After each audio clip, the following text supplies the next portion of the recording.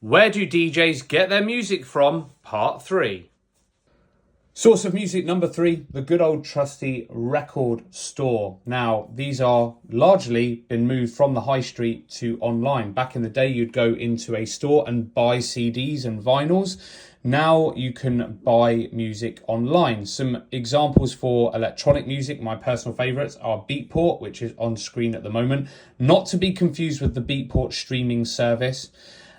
We have TrackSource and also as well Juno Download. Those are the best for electronic music.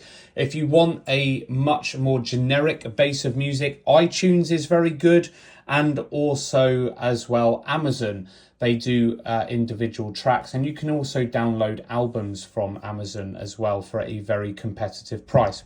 What is an online record store? Well, it's simply a case of you go on, you pick the songs that you like, you add them to your basket, and then you can go on and download them. So you can see here I'm on Beatport.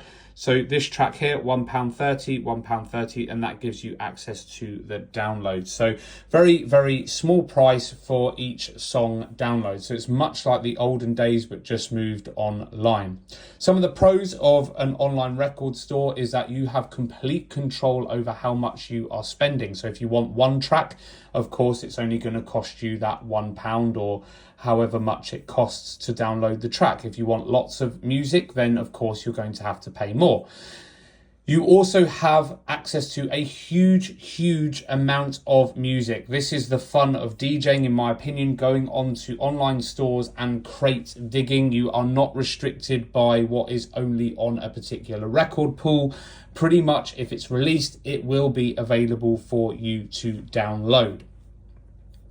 The other thing as well, which is a massive pro in my opinion, is you get to keep that track. Much like the traditional record pool, those tracks are downloaded onto your laptop so you can play them and play them and play them until you delete that file. So it's very much control in your hands.